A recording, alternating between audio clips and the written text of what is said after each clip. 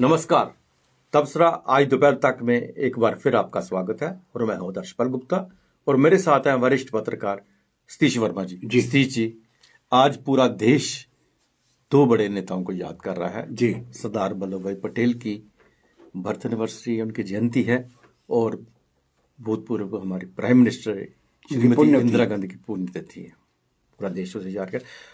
भ्रष्टाचार के पुल ने 135 से ज्यादा लोगों की जान ले ली। बहुत दुख भरी खबर ये है। और पॉलिटेक्निक कॉलेज की एक प्रोफेसर का आरोप है कि उसे तंग किया जा रहा है। आरसपुरा में ड्रोन ने फिर हथियार गिराए जी। सबसे पहले हम बात करते हैं आज श्रीमती इंदिरा गांधी की जी, जिनकी आज 38वीं पुण्यतिथि है। पूरा देश उन्हें श्रद्धांजलि दे रहा है। पूरे देश में कार्यक्रम हुए हैं जी। और जम्मू में भी आज कांग्रेस ने इंदिरा चौक में उन्हें श्रद्धांजलि भेंट की है। उसके साथ साथ सरदार पटेल जो है उन्हें भी पूरा देश याद कर रहा है। आज जो है राष्ट्र एकता दिवस मनाया जा रहा है। जगह जगह शपथ ली जा रही है राष्ट्र के प्रति काम करने के लिए।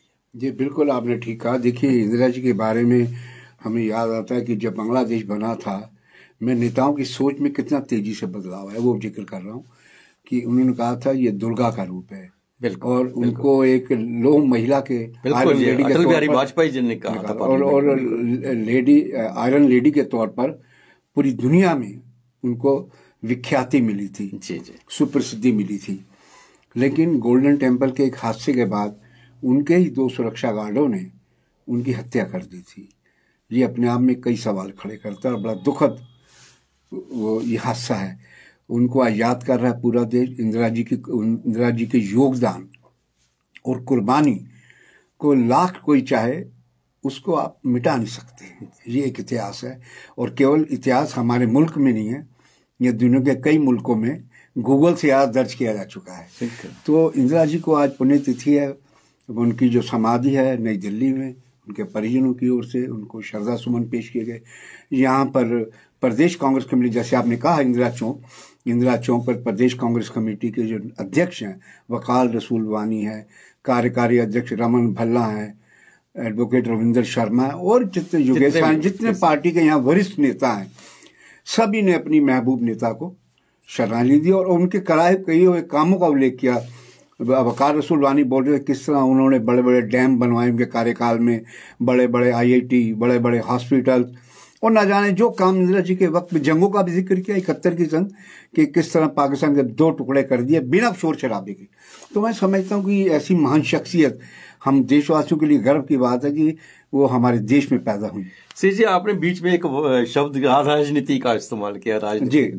राजनीति वाकई बहुत अजीब है। बड़ी कल तक जो इंदिरा गांधी जी के बड़े गुणगान कर रहे थे जी, आपके सामने ही गुलाम नबी आजाद हैं। बिल्कुल, उन्होंने 5 पेज का एक लेटर लिखा था जिसमें सारे का सारा कांग्रेस छोड़ने से पहले श्रीमती इंदिरा गांधी की तारीफ है। उसने मुझे यहाँ खड़ा किया, मुझे यहाँ बनाया, मुझे इस हद तक पहुंचाया। लेकिन आज सुबह से लेके अब तक जब तबसरा चल रहा है, एक भी शब्द जो है उनके मुंह से, उनकी कोई स्टेटमेंट नहीं निकली श्रीमती इंदिरा गांधी के लिए। देखिए, ये बड़ी संकुचित जो राजनीति हो गई ना अपने स्वार्थ के लिए। वो 5 पेज की चिट्ठी भी स्वार्थ से भरी थी, जिस कांग्रेस ने एक भलेसा जैसा रिमोट गांव जो कि दुनिया के नक्शे पे भी कभी देखा ना जाता रहा, गूगल दिखा रहा है सब कुछ, वहां से उठाकर कहां तक उसको पहुंचाया कांग्रेस ने। और उस कांग्रेस को लेकर खुद इन्होंने लिखा 5 पेज का, इंदिरा जी का जिक्र किया, राजीव गांधी का जिक्र किया, नरसिम्हा राव का जिक्र किया, सबका जिक्र किया। लेकिन आज बड़ी हैरानी होती है कि इतनी सोच बदल गई है आदमी के अपने स्वार्थ के लिए। वो शायद इसलिए उन्होंने नहीं मनाया क्योंकि उनको लगता है कहीं बीजेपी का आलाकमान से नाराज ना हो जाए, क्योंकि इन पर तरह तरह के आरोप लगे। जिस दिन ये अलग हुए थे और दावा किया था राष्ट्रीय पार्टी बनाऊंगा, अब ये जम्मू की पार्टी नहीं बना पाए पूरी तरह। और लोग तो ये भी कह रहे हैं कि अगर इतने में कद्दावर नेता तो भलेसा से चुनाव लड़के देख ले, जीत के दिखा दे।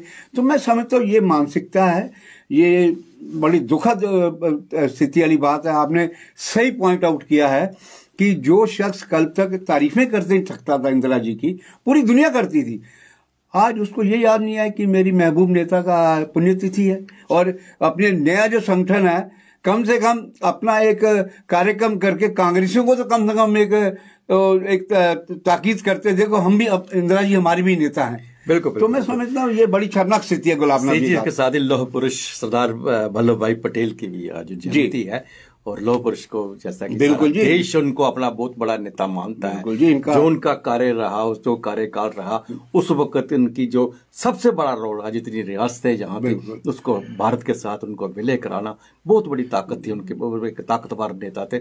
आज उसे पूरा देश याद कर रहा है।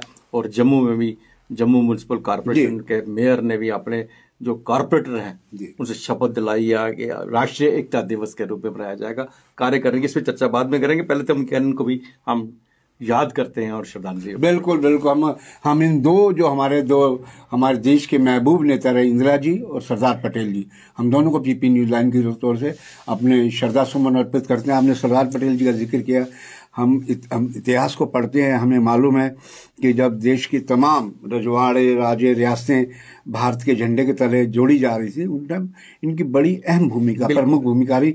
हमें याद आता है कि 3 रियासतें का मामला नहीं तय हो पा रहा था, जूनागढ़ का, निज़ाम हैदराबाद का और जम्मू कश्मीर का।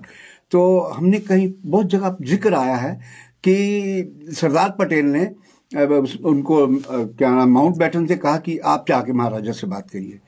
ये जुलाई अगस्त में ऐलान होना था। तो लेकिन उनका जो जिक्र किया गया बुक में, फ्रीडम एट मिडनाइट में, हमने बुक पढ़ी है, वो अंग्रेज ने लिखी है, 2 लेखकों ने मिलके, उसमें जिक्र किया है कि उनको संतोषजनक जवाब मिला। हम लेकिन कुल मिलाकर देखा जाए कि सरदार पटेल की जो भूमिका रही है एक राष्ट्र को मजबूत करने में, रियासतों को जोड़ने में, उसको कभी दुनिया या देश हम कम भारतवासी तो उसको नहीं भुला पाएंगे जिस तरह इंदिरा जी के कामों की को नहीं भुलाया जा सकता। सही जी, इसमें एक बड़ी दिलचस्प बात है, जम्मू कश्मीर के इतिहास की हम जब बात करते हैं जी, तो हमारा इतिहास विदेशी आगे लिखते हैं। बिल्कुल बिल्कुल, ये बड़ी दुख की बात है, और जो हकीकत है उसे नकारा जाता है। बिल्कुल, जम्मू कश्मीर का इतिहास क्या है, बिल्कुल, जम्मू कश्मीर के हिस्टोरियन है वो ज्यादा बेटर जानते हैं, बजाय कि विदेशों से आके उनसे लिखवाया गया।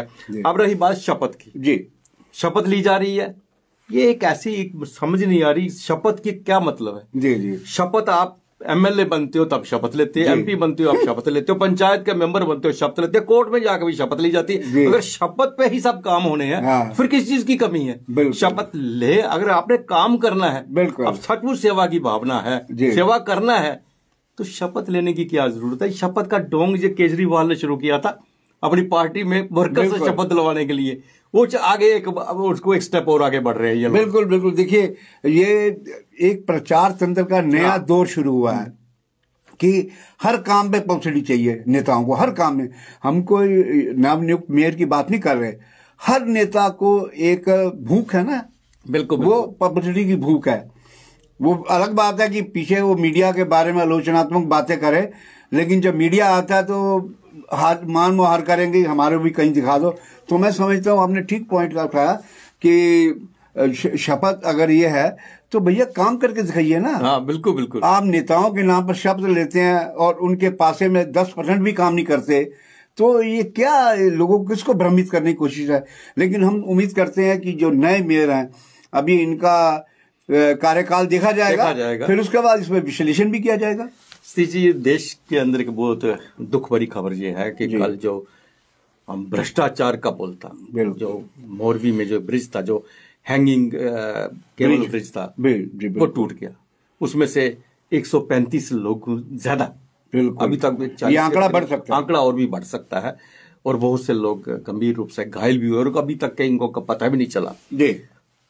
बड़ी अजीब सी बात है कि इस पुल को 4 दिन 5 दिन पहले ही खोला गया था, और जिसपे जैसे आरोप लग रहा है कि जिस कंपनी ने इस पुल को बनाया है, ओरोवा कंपनी जो है, उसको एक कंस्ट्रक्शन कंपनी, ब्रिज की कोई नॉलेज ही नहीं है। वो तो जैसे दिखा रहे हैं, बता रहे हैं, वो तो एक घड़ियों बनाने वाली मोबाइल ठीक करने वाली है, टेलीफोन ठीक करने वाली है, वो पुल का कॉन्ट्रैक्ट लिया है। और सबसे बड़ी बात है 12 से 17 रुपए टिकट लगी है वहां पुल को क्रॉस करने के लिए, और उसे कैपेसिटी से ज्यादा लोगों को जाने थी। नहीं, बिल्कुल। देखिए, मुझे ये बात जिस तरह मीडिया रिपोर्टिंग कर रहा है और हम जिक्र कर रहे हैं, मुझे एक पुराना रेफरेंस याद आ गया, वो अनिल अंबानी का। जी, राफेल का उनको कोई अनुभव नहीं था, लेकिन उनको ठेका दे दिया गया। तो मैं समझता हूं सत्ता सब कुछ करा देती है, सत्ता जिसके हाथ में होती है वो अपने तरीके सब चीज चलते हैं। लेकिन ये कि 140-43 जाने, एक जान भी जाए तो दुख होता है। इतने लोग, किस तरह डेथ हुई होगी। और सबसे बड़ी बात यह है कि आपने जिस प्रकार रिपोर्टिंग आ रही मीडिया की, हम देख रहे हैं, हम तो गुजरात में है नहीं, जिस तरह कहा जा रहा है कि मोरबी के इस पुल को अभी एनओसी खोलने के लिए नहीं मिला, उसके बावजूद सरकार, प्रशासन, नगर निगम, पुलिस ये तमाम एजेंसी क्या कर रही थी वहां, जबकि प्रधानमंत्री गुजरात में था उस टाइम। बिल्कुल। तो और उन्होंने आना था, आज शायद कल जाएंगे वहां, वो कल जाएंगे। तो मैं समझता हूँ जाएंगे क्योंकि उन्होंने दुख प्रकट किया है, इस हादसे का बहुत दुख प्रकट किया और कल बिल्कुल मैं समझता हूँ कि इसमें देखिए एक जान नहीं, कई जाने गई हैं, एक बड़ी तादाद में गई हैं। इसमें चाहे किसी भी दल से संपर्क रखते हो, ऐसे लोगों को बख्शा नहीं जाना चाहिए, क्योंकि जिनके परिवार के लोग जाते हैं वो तकलीफ उनको जिंदगी भर जब तक जीवित रहेंगे उनको सहलाती रहती है। और हैरान थे, अभी हम डैनियल देख रहे थे कि आईजी से सवाल कुछ किए जा रहे हैं, वो जवाब कुछ और देते जा रहे हैं। सतीश जी, पिछले दिनों जम्मू यूनिवर्सिटी में प्रोफेसर ने आत्महत्या कर ली थी, उस पर बड़े सवाल उठे थे जी। यही कहा गया था कि उन्हें हरास किया जा रहा है डिपार्टमेंट की तरफ से। उनकी प्रमोशन थी और जैसे उन्हें थोड़े दिन बाद प्रमोशन थी, उससे पहले अब उसकी खबर भी दब गई है, अब खबर दब गई, अब खबरदारी उसमें बोलते आरोप लगे उस पर। आज एक और खबर सामने आई है, पॉलिटेक्निक कॉलेज की एक गेस्ट लेक्चरर है तिप्ति गुप्ता, उसने आरोप लगाया कि मुझे बहुत तंग किया जा रहा है। मेरे पास 8 साल हो गया मुझे यहाँ पे काम करते हुए, मेरे पास कोर्ट का ऑर्डर है, मैं कॉलेज में जा सकती हूँ, पढ़ा सकती हूँ, सब कुछ कर सकती हूँ, स्टे ऑर्डर भी है, सब कुछ है, इसके बावजूद मुझे क्लास में दिन से बाहर निकाल दिया जाता है, बच्चों के सामने मेरी बेइज्जती की जाती है। उसके अलावा जो है उसका जो हेड ऑफ द डिपार्टमेंट है, उसके इवन जो साथ के दूसरे टीचर्स है वो सब उसकी बेइज्जती कर रहे हैं। कि ऐसा ना हो ये भी मामला उस तरफ न बढ़ जाए। बिल्कुल बेहद शर्मनाक और मैं कह रहा दुखद स्थिति है। एक अगर प्रोफेसर के साथ ये हैरेसमेंट की जा रही है, आखिर पॉलिटेक्निक का प्रशासन क्या कर रहा है, उनके जो हेड हैं वो क्या कर रहे हैं। और जबकि जैसा कि उन्होंने कहा है, दीप्ति गुप्ता कह रही प्रोफेसर की कोर्ट का आर्डर है, उनके पास से आर्डर है, तो भैया आप कोर्ट के आर्डर को भी नहीं मानोगे, इतनी तानाशाही चलेंगे। आपको ये बनाना हुकूमत तो है नहीं, जम्मू कश्मीर है और यहाँ हर बात की गूंज और सुनवाई होती है।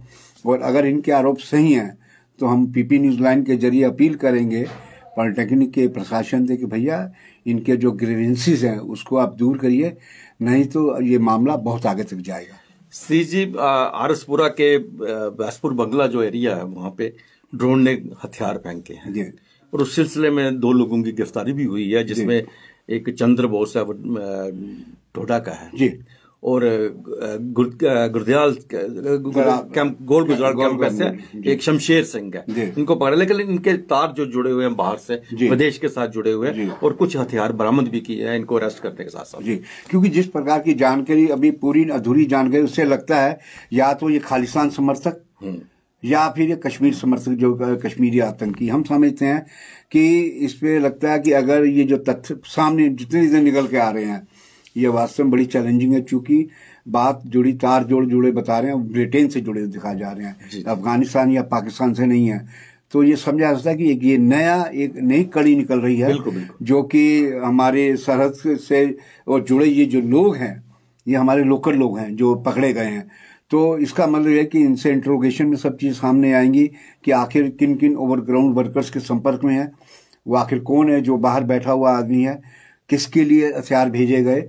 ये एक बड़ा, मैं समझता हूँ ये इसकी डीप इन्वेस्टिगेशन होनी चाहिए और तभी समझ आएगा, क्योंकि इस प्रकार की तमाम सूचनाएं खुफिया तरीके से आ रही हैं कि ISI और जिस प्रकार पीछे ड्रोन के जरिए तरन तारण में अमृतसर में ड्रोन के हथियार फेंके गए और पकड़े गए, ISI एक नई साजिश के रूप में इसलिए तैयार कर रही है कि जो कश्मीरी आतंकवादी है और जो जिन्हें खाड़कू पंजाब में कहा जाता सिख आतंकवादी, उनको कहीं ना कहीं संयुक्त रूप से एक नया मोर्चा खड़ा करके देश के लिए और जम्मू कश्मीर के लिए नया सरदर्द खड़ा करने की कोशिश है। लेकिन ये शुक्र है कि हमारे सुरक्षा एजेंसियां बिल्कुल चौकस है और जिस तरह से लोगों को गिरफ्तार किया गया और पकड़ा गया, और हो सकता है ये कड़ियां आपस में मिले और जल्दी ही पता चल जाएगा, क्योंकि आए दिन ड्रोन से यहाँ कुछ ना कुछ गिराया जा रहा है। बिल्कुल, यह था तबसरा दोपहर तक का। बाकी प्रोग्राम आप देखते रहें पीपी न्यूज़ लाइन में। नमस्कार।